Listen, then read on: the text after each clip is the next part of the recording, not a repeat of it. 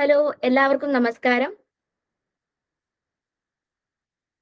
ഡൽഹി സർവകലാശാലയിലെ മലയാളി വിദ്യാർത്ഥി കൂട്ടായ്മയായ യുവകൈരളി സൗഹൃദ വേദിയുടെ ആഭിമുഖ്യത്തിൽ സംഘടിപ്പിക്കുന്ന navigating Delhi university UG admission 2026 എന്ന വെബിനാറിലേക്ക് എല്ലാവർക്കും ഹൃദയം നിറഞ്ഞ സ്വാഗതം. ആദ്യം തന്നെ യുവകൈരളി സൗഹൃദ വേദി എന്താണ് എന്ന് പറഞ്ഞു തുടങ്ങാം. ഡൽഹി സർവകലാശാലയിലെ മലയാളി വിദ്യാർത്ഥികളുടെ ഒരു കൂട്ടായ്മയാണ് യുവകൈരളി സൗഹൃദ വേദി. ഡൽഹിയിലെത്തുന്ന മലയാളി വിദ്യാർത്ഥികൾക്ക് ഒരു support and A sense of community നൽകുക എന്നതാണ് ഈ കൂട്ടായ്മയുടെ പ്രധാന ലക്ഷ്യം.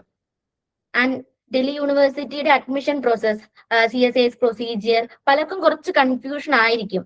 ലൈക് കോഴ്സ് എങ്ങനെ ചൂസ് ചെയ്യണം, പ്രിഫറൻസ് എങ്ങനെ ഫിൽ ചെയ്യണം, അലോട്ട്മെന്റ് പ്രോസസ് എങ്ങനെയായിരിക്കും, അഡ്മിഷൻ സമയത്ത് എന്തൊക്കെ ശ്രദ്ധിക്കണം എന്നിങ്ങനെ പല ഡൗട്ട്സും ഉണ്ടാകും. അങ്ങനെയുള്ള ഡൗട്ടൊക്കെ ക്ലിയർ ചെയ്യാനും DU അഡ്മിഷനെ കുറിച്ച് കുറച്ചുകൂടി ഒരു ബെറ്റർ ക്ലാരിറ്റി നൽകാനുമാണ് ഇന്നത്തെ ഈ വെബിനാർ.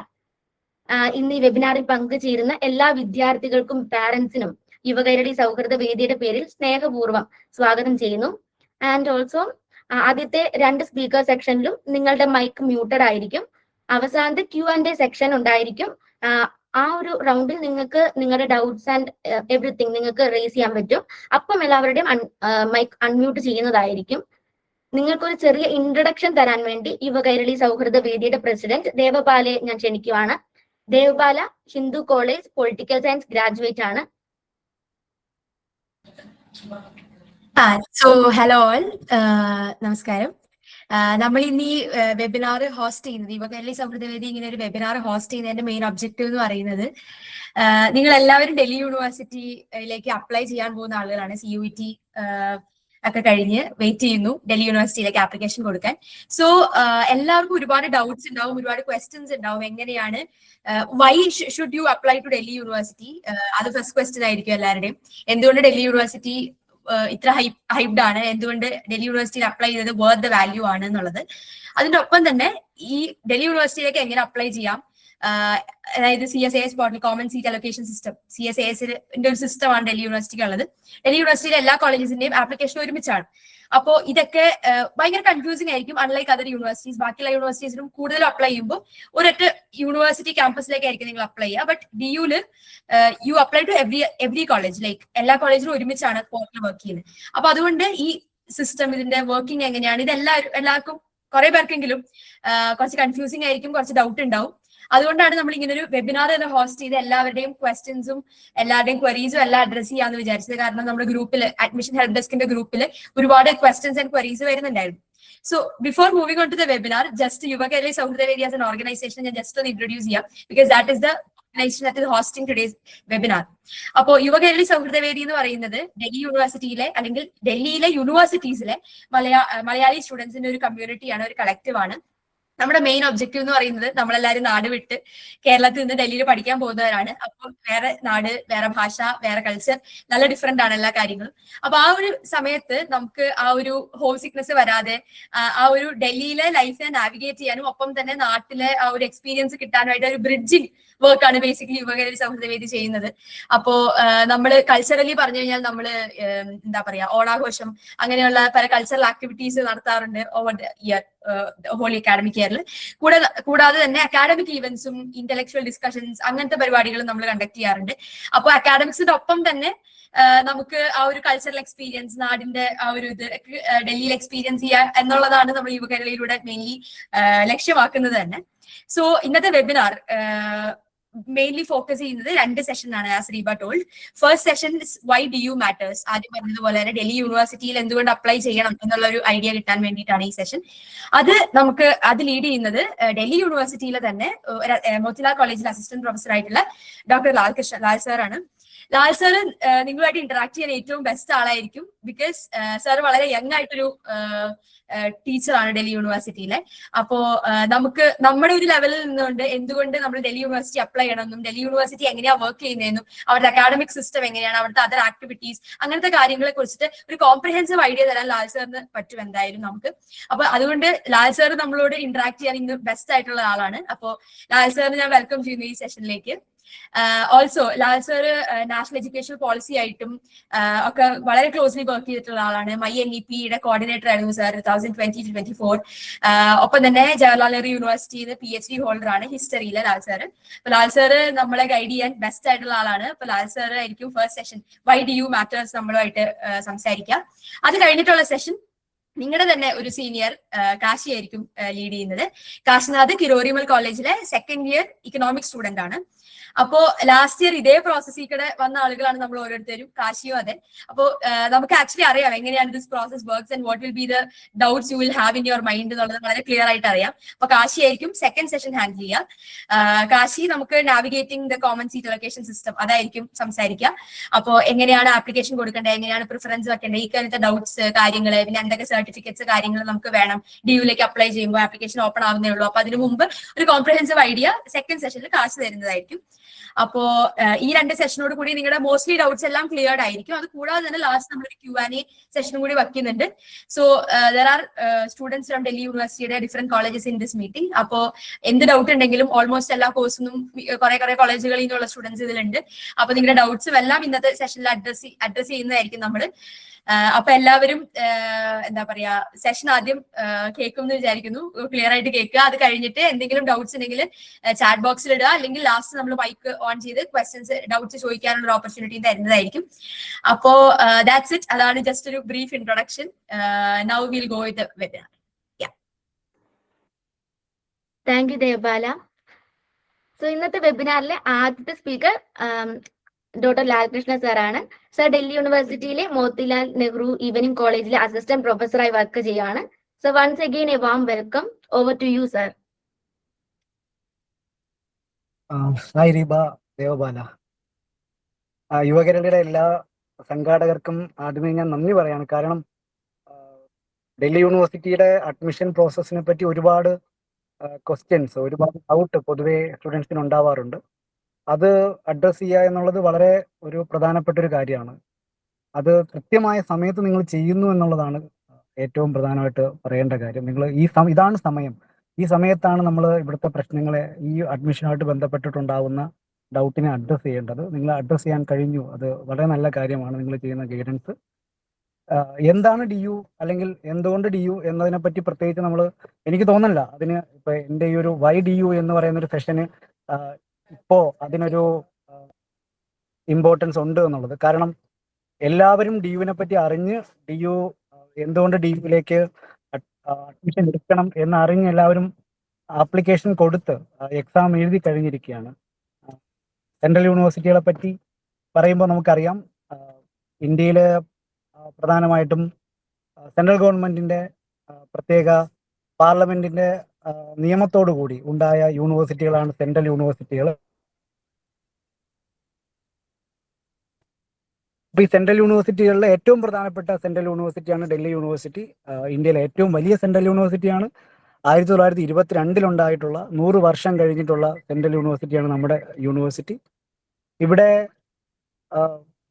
ഒരുപാട് കോളേജുകളുണ്ട്. ഈ കോളേജുകളുടെ ഒരു ക്ലസ്റ്ററാണ് ഈ ഡൽഹി യൂണിവേഴ്സിറ്റി എന്ന് പറയുന്നത്. നമ്മുടെ കോളേജുകൾ നമ്മുടെ നാട്ടിലെ സ്റ്റേറ്റ് യൂണിവേഴ്സിറ്റികളുമായിട്ട് അഫിലിയേറ്റഡ് ഉണ്ടെങ്കിലും പക്ഷേ ഡൽഹി യൂണിവേഴ്സിറ്റിയുടെ വർക്കിംഗ് സ്റ്റൈല് വളരെ വ്യത്യസ്തമാണ്. കാരണം നിങ്ങളെല്ലാവരും ഈ ആപ്ലിക്കേഷൻ കൊടുത്തിരിക്കുന്ന ഡൽഹി യൂണിവേഴ്സിറ്റിയിലെ സ്റ്റുഡൻസ് ആവാനായിട്ടാണ്. അതുപോലെ നിങ്ങളെല്ലാവരും എക്സാം എഴുതി ഇനി അഡ്മിറ്റ് ആകുന്നത് ഒരു ഡൽഹി യൂണിവേഴ്സിറ്റിയിലെ സ്റ്റുഡൻ്റ് എന്ന രീതിയിലാണ്. അപ്പോൾ ഇവിടെ നിങ്ങൾക്ക് വ്യത്യസ്തമായിട്ടുള്ള കോഴ്സുകൾ ഉണ്ടാവും. ഈ കോഴ്സ് കോമ്പിനേഷൻ എല്ലാം തന്നെ എല്ലാ കോളേജുകളിലും പൊതുവെ സെയിം ആയിരിക്കും. അതുപോലെ തന്നെ എല്ലാ അധ്യാപകരും, ഇവിടെ ഉള്ള എല്ലാ അധ്യാപകരും ഒരു പ്രധാനപ്പെട്ട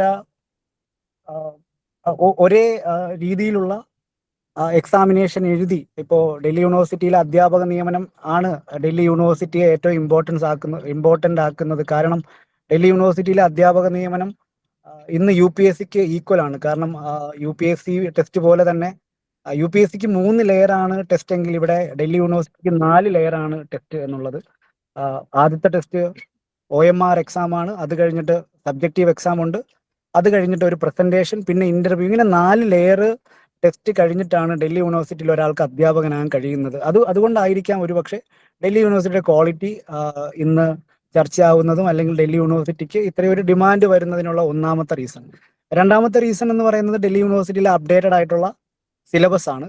ഇപ്പൊ പ്രത്യേകിച്ച് മലയാളികൾ എന്ന രീതി നമുക്ക് എല്ലാവർക്കും അറിയാം. കേരളത്തിലെ പ്രധാനപ്പെട്ട പല സർവകലാശാലകളിലും UG കോഴ്സുകളുടെ സീറ്റുകൾ ഒഴിഞ്ഞു കിടക്കുകയാണ്. 1,24,000-ലധികം സീറ്റാണ് കഴിഞ്ഞ വർഷം ഒഴിഞ്ഞു കിടക്കുന്നതായിട്ട് നമുക്കറിയാൻ കഴിഞ്ഞത്. അതേ സമയത്താണ് കേരളം ഉൾപ്പെടെയുള്ള സംസ്ഥാനങ്ങളിൽ നിന്ന് കേന്ദ്ര സർവകലാശാലകളിലേക്ക് കുട്ടികൾ എക്സാം എഴുതാനായിട്ട് പോകുന്നതും. CUET എക്സാമിനെ പറ്റി പറഞ്ഞാൽ 12,65,000 കുട്ടികളാണ് കഴിഞ്ഞ 2024-25 വർഷത്തിൽ എഴുതിയത്.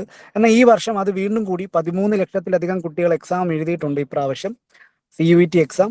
അതിൽ 71,000 സീറ്റ് മാത്രമുള്ള ഒരു യൂണിവേഴ്സിറ്റിയാണ് നമ്മുടെ യൂണിവേഴ്സിറ്റി.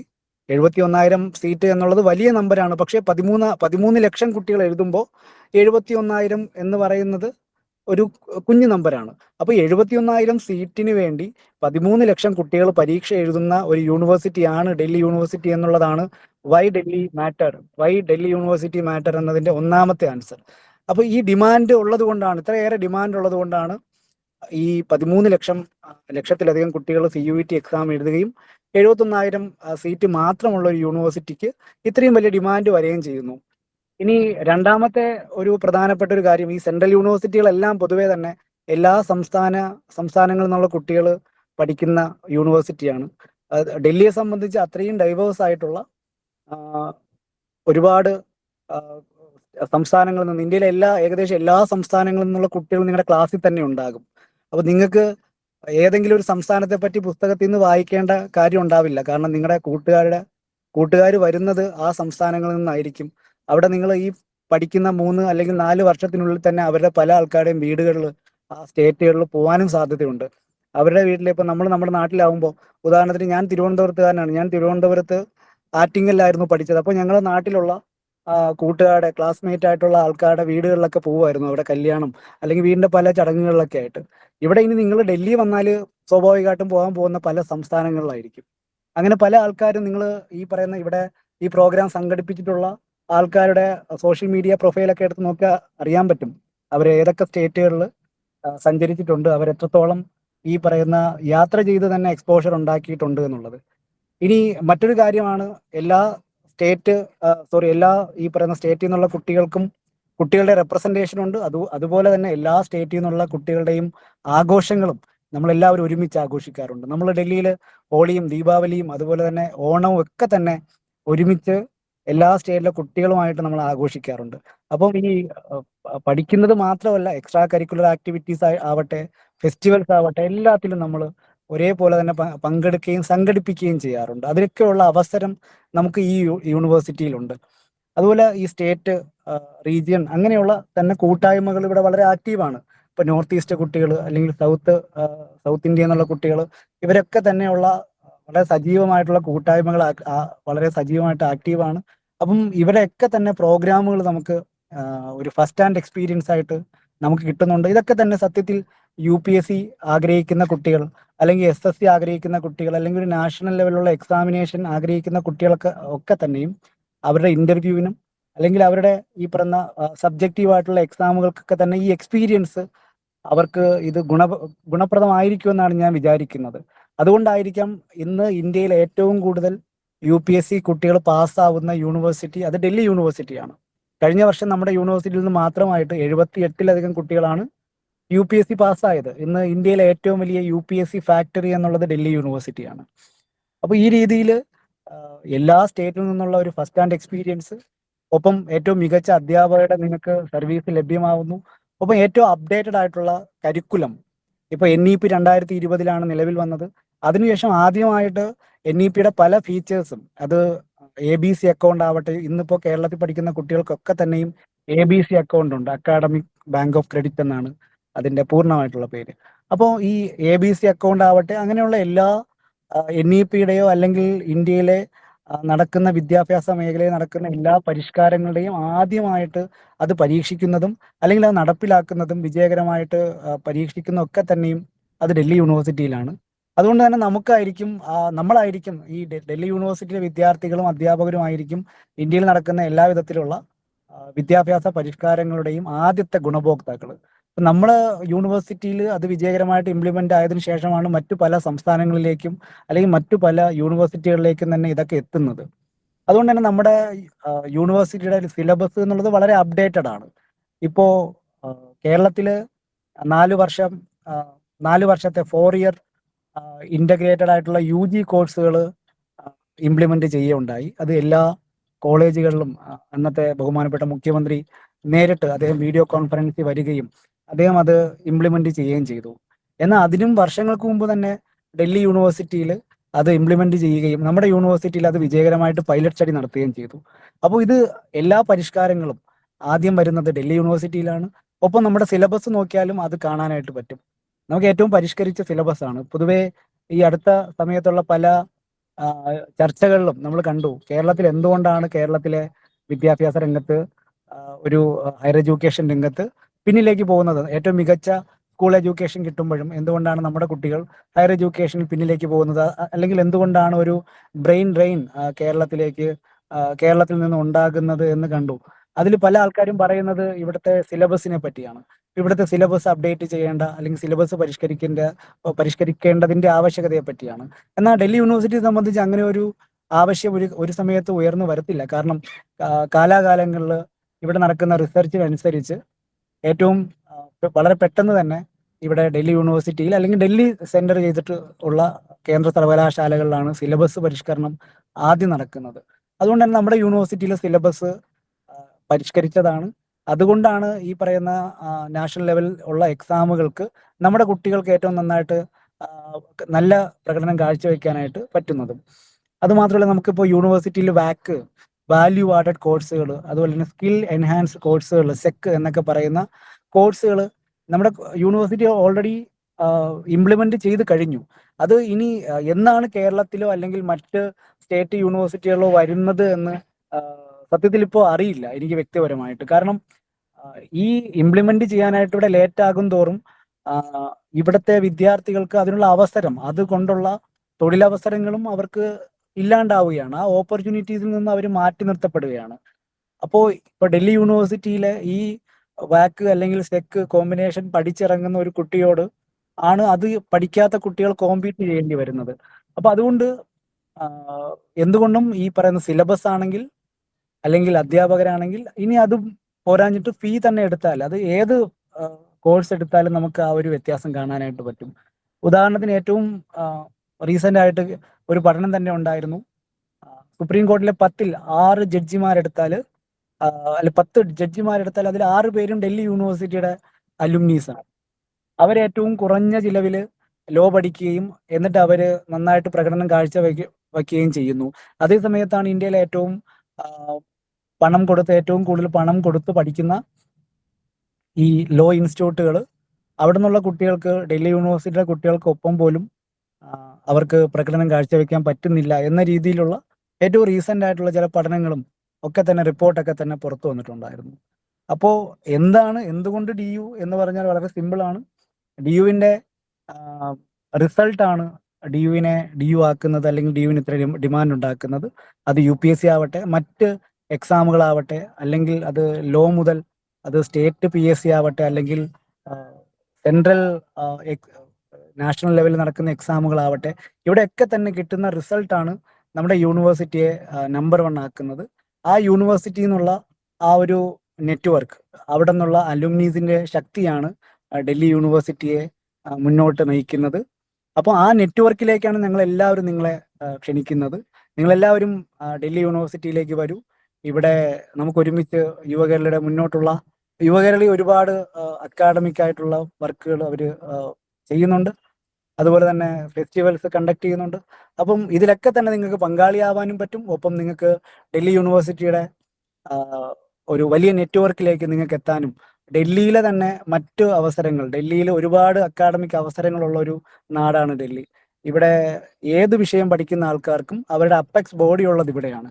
അപ്പോൾ അവിടെയൊക്കെ തന്നെ നിങ്ങൾക്ക് ഇന്റേൺഷിപ്പ് പോസിബിലിറ്റീസും ഒക്കെ തന്നെ ഇവിടെ ഉണ്ട്.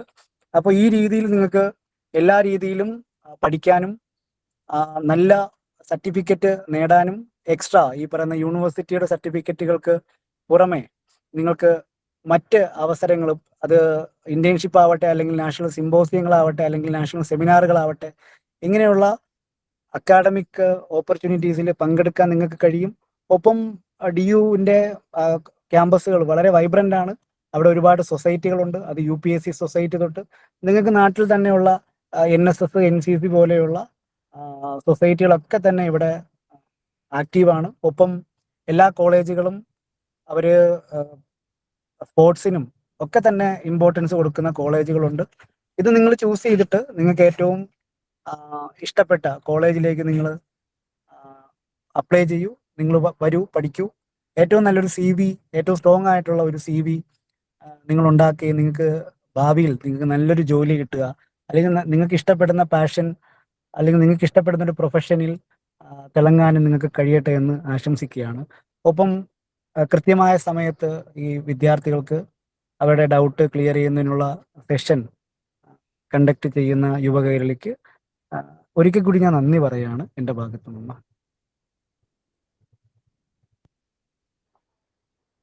Thank you so much, sir, for that wonderful section. So, DU എന്തുകൊണ്ടാണ് വിദ്യാർത്ഥികൾക്ക് ഒരു വലിയ ഓപ്പർച്യൂണിറ്റി ആകുന്നതെന്നും DUയിലൂടെ എങ്ങനെയാണ് സ്റ്റുഡൻസിന് നല്ലൊരു മീനിങ് അക്കാഡമിക് ജേർണി ബിൽഡ് ചെയ്യാൻ പറ്റുന്നതെന്നൊക്കെ ഈ ഒരു സെക്ഷനിലൂടെ സാർ വളരെ നന്നായിട്ട് എക്സ്പ്ലെയിൻ ചെയ്തു തന്നു. ആൻഡ് ഐ ഹോപ്പ് ദാറ്റ് നിങ്ങൾ ഈ വെബിനാർ അറ്റൻഡ് ചെയ്യുന്ന എല്ലാവർക്കും തന്നെ DU നൽകുന്ന academic exposure, the result, the opportunities എന്നിവയെ കുറിച്ചൊക്കെ വളരെ നന്നായിട്ട് ഇപ്പൊ തന്നെ സാറിന്റെ ഈ ഒരു വെബിനാറിലൂടെ മനസ്സിലായിട്ടുണ്ടാകും. ആൻഡ് നമ്മുടെ അടുത്ത സെക്ഷൻ ഓഫ് ദ വെബിനാർ, അടുത്ത സ്പീക്കർ കാശ്നാഥ് ആണ്. ആൻഡ് കാശ്നാഥ് കിരോരിമാൽ കോളേജിലെ second year BA economics student ആണ്. So over to you Kashnath. Hi, hello. Already പരിചയപ്പെടുത്തി, എന്നാലും ഞാൻ എന്നെ ഒന്നുകൂടെ പരിചയപ്പെടുത്താം. പേര് കാശിനാഥ്, ഡൽഹി യൂണിവേഴ്സിറ്റിയിലെ കിരോരിമൽ കോളേജിലെ second year economics honours student ആണ്. നാട്ടില് ട്രിവാൻഡ്രമാണ് സ്ഥലം. സോ ഈ നാവിഗേറ്റിംഗ് CSAS എന്നൊരു സ്പീക്കർ സെഷൻ വഴി ഉദ്ദേശിക്കുന്നത്, ഡൽഹി നിങ്ങൾ ഇവിടെ ഈ വെബിനാർ അറ്റൻഡ് ചെയ്യുന്ന മിക്ക സ്റ്റുഡൻസും CUET 2026 എഴുതിയിട്ട് വിവിധ സെൻട്രൽ യൂണിവേഴ്സിറ്റികൾ, ഡൽഹി യൂണിവേഴ്സിറ്റി ഉൾപ്പെടെയുള്ള വിവിധ സെൻട്രൽ യൂണിവേഴ്സിറ്റികളിലേക്ക് അഡ്മിഷൻ പോർട്ടൽ ഓപ്പൺ ആവാൻ വെയിറ്റ് ചെയ്തിരിക്കുന്ന ഒരു ഫേസിലൂടെ കടന്നു പോകുമ്പോൾ ഈ ഡൽഹി യൂണിവേഴ്സിറ്റിയുടെ അഡ്മിഷൻ പ്രോസസ്, അതായത് CSAS, common seat allocation system എങ്ങനെയാണ് വർക്ക് ചെയ്യുക, അതെന്താണ് സംഭവം, അതിന്റെ ഡിഫറെന്റ് ഫേസസ് എന്താണ് എന്ന് നിങ്ങൾക്ക് ഇൻ ഡീറ്റെയിൽ ആയിട്ട് പറഞ്ഞു തരാ എന്നൊരു ഉദ്ദേശത്തോടുകൂടി യുവകേരളി സൗഹൃദ വേദി കണ്ടക്ട് ചെയ്യുന്ന ഒരു വെബിനാറാണിത്. കഴിഞ്ഞ വർഷം ഇതേ സമയം ആദ്യം ദേവപാല ചേച്ചി പറഞ്ഞതുപോലെ ഞങ്ങൾ എല്ലാവരും ഈ ഒരു പ്രോസസ്സിലൂടെ കടന്നു വന്നവരാണ്. ഞങ്ങൾക്കറിയാം, ഞങ്ങൾക്കും ഇഷ്ടംപോലെ ഡൗട്ട്സും കൺഫ്യൂഷൻസും എല്ലാം ഉണ്ടായിരുന്നു. അത് ഇവിടെ ഇരിക്കുന്ന മിക്ക ആൾക്കാർക്കും ഉണ്ടാവും. സോ നിങ്ങളുടെ ആ ഡൗട്ട്സും കൺഫ്യൂഷൻസും എല്ലാം ക്ലിയർ ചെയ്ത് തരാനും ഡൽഹി യൂണിവേഴ്സിറ്റിയുടെ അഡ്മിഷൻ പ്രോസസ് തുടങ്ങുന്നത് തൊട്ട് യൂണിവേഴ്സിറ്റിയിലേക്ക് ഒരു അഡ്മിഷൻ കിട്ടുന്നത് വരെ നിങ്ങളെ നാവിഗേറ്റ് ചെയ്യുക എന്നൊരു ഉദ്ദേശത്തോടു കൂടിയാണ് ഞങ്ങൾ ഇവിടെ ഈ ഹെൽപ്പ് ഡെസ്കും വെബിനാറും കണ്ടക്ട് ചെയ്യുന്നത്. സോ CSASനെ പറ്റി എക്സ്പ്ലെയിൻ ചെയ്യുന്നതിന് മുമ്പ് ഇത് ഈ സ്പീക്കർ സെഷൻ കഴിഞ്ഞിട്ട് ഒരു Q&A സെഷനൂടെ ഉണ്ട്. സോ ഇതിനിടയിൽ നിങ്ങൾക്ക് എന്ത് ഡൗട്ട് ഉണ്ടെങ്കിലും Q&A സെഷനിൽ ചോദിക്കാവുന്നതാണ്. ഇൻ ബിറ്റ്വീൻ എന്തെങ്കിലും ഉണ്ടെങ്കിൽ ചാറ്റ് ബോക്സിൽ ഇട്ടാൽ you will definitely get replies, അല്ലെങ്കിൽ Q&A സെഷനിൽ നിങ്ങൾക്ക് ചോദിക്കാവുന്നതാണ്. സോ CSAS എന്താണ് എന്ന് പറഞ്ഞു തുടങ്ങിയാൽ, കോമൺ സീറ്റ് അലോക്കേഷൻ സിസ്റ്റം എന്നൊരു സിംഗിൾ പ്ലാറ്റ്ഫോം വഴിയാണ് ഡൽഹി യൂണിവേഴ്സിറ്റിക്ക് അണ്ടറിൽ വരുന്ന എല്ലാ കോളേജസിലേക്കും കോഴ്സസിലേക്കും അഡ്മിഷൻസ് ഡൽഹി യൂണിവേഴ്സിറ്റി കണ്ടക്ട് ചെയ്യാറ് എല്ലാ വർഷവും. admissions.uod.ac.in എന്നൊരു വെബ്സൈറ്റ് ആണ് ഇതിന്റെ മെയിൻ സംഭവം. സോ ഈ വെബ്സൈറ്റിലായിരിക്കും CSASന്റെ ലിങ്കും CSASനെ പറ്റിയുള്ള ഡീറ്റെയിൽസും ഫർദർ ഡൽഹി യൂണിവേഴ്സിറ്റിയിലെ അപ്ഡേറ്റ്സും, അത് സീറ്റ് മെട്രിക്സ് ആവാം, വേക്കൻറ്റ് സീറ്റ് അലോക്കേഷൻ ആവാം, അഡ്മിഷൻ പ്രോസസ്സിൽ ത്രൂ ഔട്ട് നിങ്ങൾ ഫ്രീക്വന്റ് ആയിട്ട് ചെക്ക് ചെയ്യേണ്ട ഒരു വെബ്സൈറ്റ് ആണ് admissions.uod.ac.in. സോ അഡ്മിഷൻസ് CSASന് അപ്ലൈ ചെയ്യാൻ ബേസിക് ആയിട്ട് 2 ക്രൈറ്റീരിയ ആണ് വരുന്നത്. ഒന്ന്, CUET 2026 നിങ്ങൾ അപ്പിയർ ചെയ്തിട്ടുണ്ടാവണം. രണ്ടാമത്തത്, CUETയിൽ നിങ്ങൾ 12th പാസ്സായ സബ്ജക്ട്സ്, അതായത് 12th ബോർഡ് എക്സാം എഴുതിയ സബ്ജക്ട്സ് തന്നെ ആയിരിക്കണം CUET എക്സാംസ് നൽകിയിരിക്കേണ്ടത്. ഇത് രണ്ടും സെയിം ആയിരിക്കണം. ഈ 2 ബേസിക് ക്രൈറ്റീരിയ ആണ് CSAS പുട്ട് ഫോർവേഡ് ചെയ്യുന്നത്. സോ ഈ CSASന് 3 ഫേസസ് ആണ് ഉണ്ടാവുക. ബ്രീഫായിട്ട് 3 ഫേസസിനെ പറ്റി പറയുവാണെങ്കിൽ, ആദ്യത്തെ ഫേസ് CUET റിസൾട്ട് വരുന്നതിന് തൊട്ട് മുമ്പായിട്ടോ അല്ലെങ്കിൽ ആ ഒരു ടൈം റേഞ്ചിൽ ഈ വർഷം കിട്ടിയ ഡൽഹി യൂണിവേഴ്സിറ്റിയിൽ നിന്ന് ഒഫീഷ്യലായിട്ട് കിട്ടിയ ഒരു ഇൻഫർമേഷൻ പ്രകാരം CUET റിസൾട്ട്സ് വന്നതിന് ശേഷമായിരിക്കും CSASന്റെ phase 1 ഓപ്പൺ ആവാറ്. സോ CSASന്റെ phase 1 ബേസിക്കലി അപ്ലൈ ചെയ്യുന്നതാണ്. അതായത് നിങ്ങളുടെ പേഴ്സണൽ അക്കാഡമിക് ഇൻഫർമേഷൻസും പിന്നെ ബേസിക് രജിസ്ട്രേഷൻ ഫീസും കൊടുത്ത് നിങ്ങൾ ജസ്റ്റ് CSAS പോർട്ടലിൽ രജിസ്റ്റർ ചെയ്യുന്നതാണ് phase 1. phase 2 ഇൻ ഡീറ്റെയിൽ നിങ്ങൾ നിങ്ങളുടെ കോളേജ് പ്രിഫറൻസസും ബാക്കി ഡീറ്റെയിൽസും എല്ലാം കൊടുക്കാറ്. ആൻഡ് phase 3 ആണ് ബേസിക്കലി നിങ്ങളുടെ അലോക്കേഷൻസ് നടക്കാറ്. ഇതിനെപ്പറ്റി ഇൻ ഡീറ്റെയിൽ പറയുന്നതായിരിക്കും. സോ ഇതാണ് ഒരു സ്ട്രക്ചർ. phase 1, phase 2, phase 3 ഇതെല്ലാം CUET 2026 റിസൾട്ട്സ് വന്നതിന് ശേഷമായിരിക്കും DU ഓപ്പൺ ചെയ്യാറ്. സോ phase 1 പറ്റി പറയുമ്പോൾ phase 1 ഞാൻ നേരത്തെ പറഞ്ഞതുപോലെ CUET 2026 റിസൾട്ട്സ് വന്ന ഉടനെ തന്നെ phase 1 ഡൽഹി യൂണിവേഴ്സിറ്റി ഓപ്പൺ ചെയ്യും.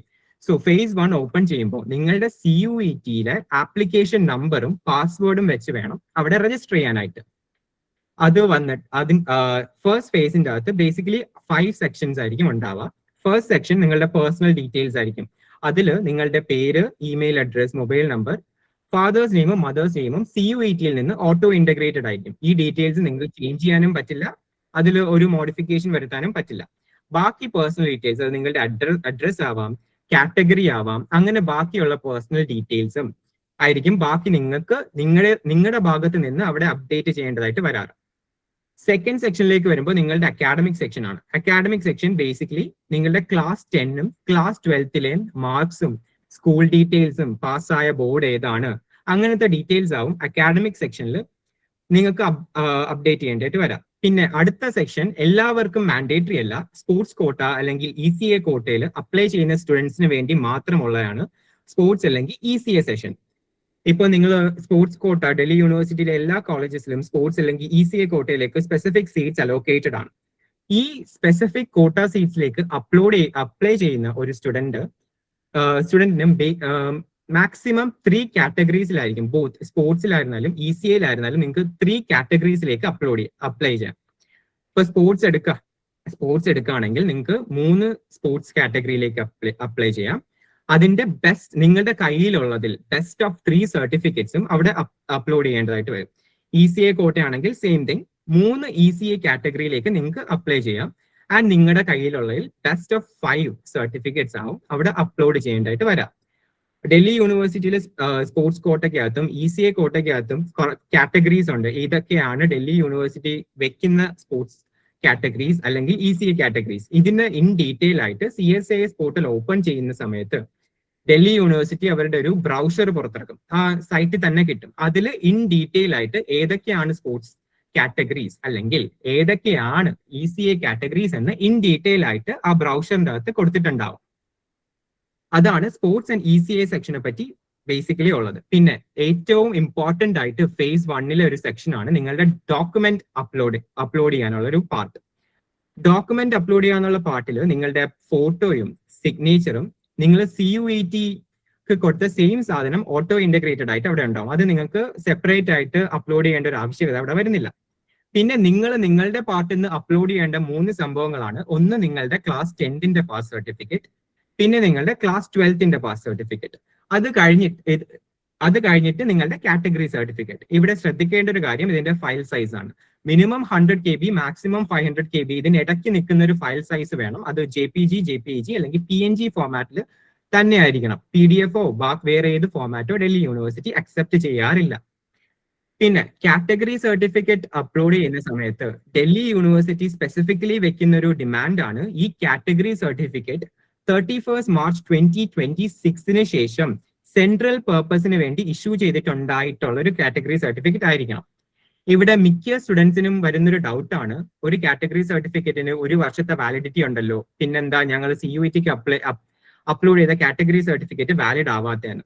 1 വർഷത്തെ വാലിഡിറ്റി ഉണ്ട്, പക്ഷെ ഡൽഹി യൂണിവേഴ്സിറ്റി അവരുടെ ബുള്ളറ്റിനിൽ സ്പെസിഫിക് ആയിട്ട് പറഞ്ഞിരിക്കുന്ന ഒരു പോയിന്റ് ആണ് നിങ്ങളുടെ കയ്യിലുള്ള കാറ്റഗറി സർട്ടിഫിക്കറ്റ്, OBC സർട്ടിഫിക്കറ്റ് ആവട്ടെ, SC/ST സർട്ടിഫിക്കറ്റ് ആവട്ടെ, ഇൻകം സർട്ടിഫിക്കറ്റ് ആവട്ടെ, എന്ത് തന്നെയായാലും അത് 31 മാർച്ച് 2026 ശേഷം ഇഷ്യൂ ചെയ്തിട്ടുള്ള ഒരു സർട്ടിഫിക്കറ്റ് ആവണം.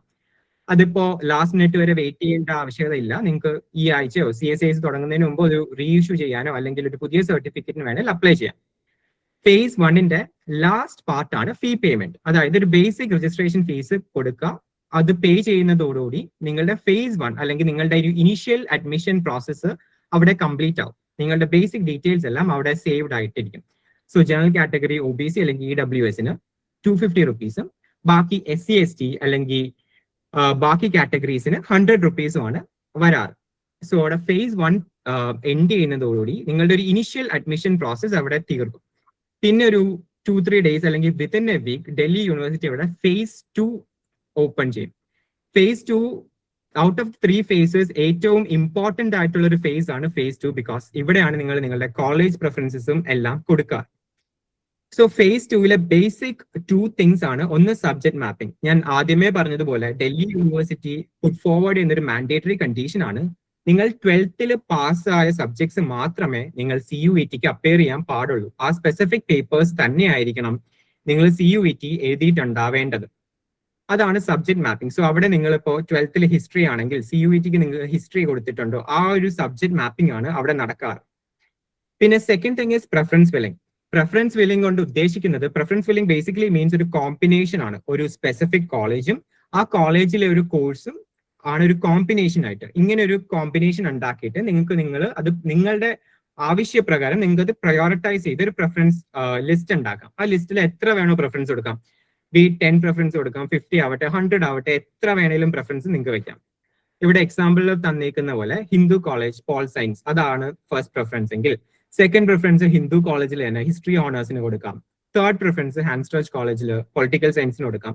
അങ്ങനെ നിങ്ങളുടെ താല്പര്യപ്രകാരം നിങ്ങൾക്ക് ഒരു പ്രിഫറൻസ് കൊടുത്തിട്ട് അത് പ്രയോറിറ്റൈസ് ചെയ്ത് ഒരു ഓർഡറിൽ വെക്കാവുന്നതാണ്. ആ പ്രിഫറൻസ് നിങ്ങൾ സേവ് ചെയ്തതിനു ശേഷം you will have to lock that preferences. Phase 2 end ചെയ്യുന്നതിന് മുമ്പ് നിങ്ങൾ കൊടുത്തിട്ടുള്ള പ്രിഫറൻസസ് നിങ്ങൾ ലോക്ക് ചെയ്യണം. ലോക്ക് ചെയ്തതിന് ശേഷം ഡൽഹി യൂണിവേഴ്സിറ്റി ഒരു സ്റ്റിമുലേറ്റഡ് റാങ്ക് ലിസ്റ്റ് പുറത്തിറക്കും.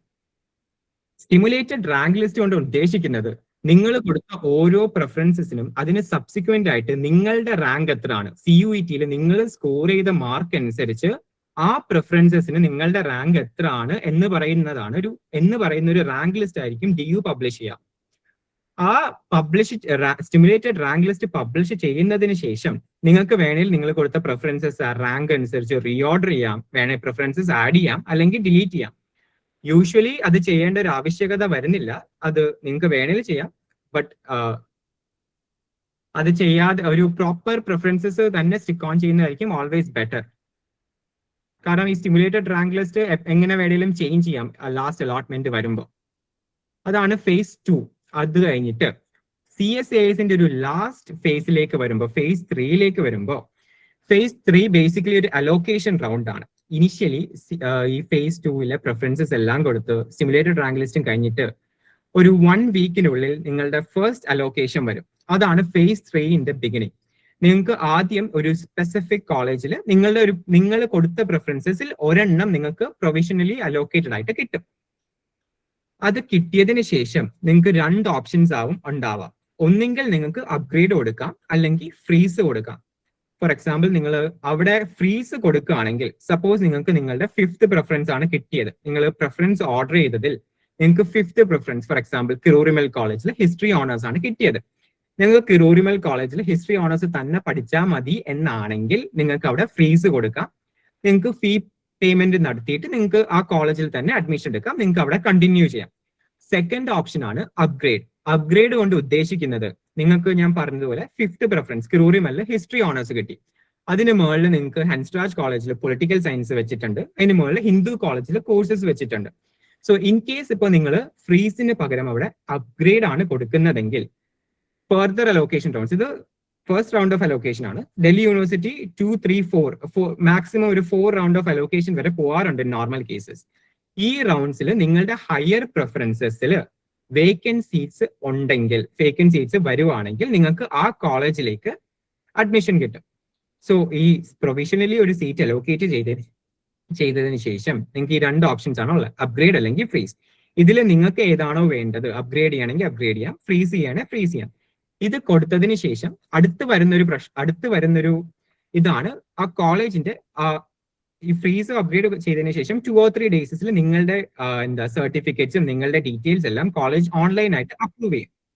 ഈ ഓൺലൈൻ അപ്രൂവലിന് ശേഷം നിങ്ങൾക്ക് കോളേജിന്റെ ഫീസ് അടയ്ക്കേണ്ടതായിട്ട് വരും. അതിപ്പോൾ ഡിഫറെന്റ് കോളേജസിന് ഡിഫറെന്റ് ഫീസ് സ്ട്രക്ചർ ആണ്. അത് വലിയ ഡിഫറൻസസ് ഒന്നും വരില്ല, എന്നാലും ചില കോളേജസിന് അത്യാവശ്യം ഡിഫറൻസസ് വരാറുണ്ട്. സോ ഇവിടെ ബേസിക്കലി വരുന്ന ഒരു കൺഫ്യൂഷൻ ആണ്, ഇപ്പൊ നമ്മൾ ഒരു കോളേജിൽ ഫീസ് അടച്ചിട്ട് അപ്ഗ്രേഡ് ചെയ്ത് വേറെ കോളേജ് കിട്ടിയാൽ എന്തായിരിക്കും സംഭവിക്കുക എന്നുള്ളത്. സപ്പോസ് നിങ്ങളുടെ ഒരു പ്രിഫറൻസ് കിരൂരിമൽ കോളേജിൽ നിങ്ങൾക്ക് കിട്ടി, അത് നിങ്ങൾ അപ്ഗ്രേഡ് ചെയ്യാൻ കൊടുത്തു. കിരൂരിമലിൽ നിങ്ങൾ 15,000 ആണ് ഫീസ് എന്ന് സപ്പോസ് ചെയ്യുക. 15,000 അടച്ചു. അതിനുശേഷം നിങ്ങൾ അപ്ഗ്രേഡ് ചെയ്ത് നിങ്ങൾക്ക് ഹൻസ്രാജിലോട്ട് കിട്ടി. ഹൻസ്രാജിൽ ചിലപ്പോൾ ഫീസ് 25,000 ആയിരിക്കാം.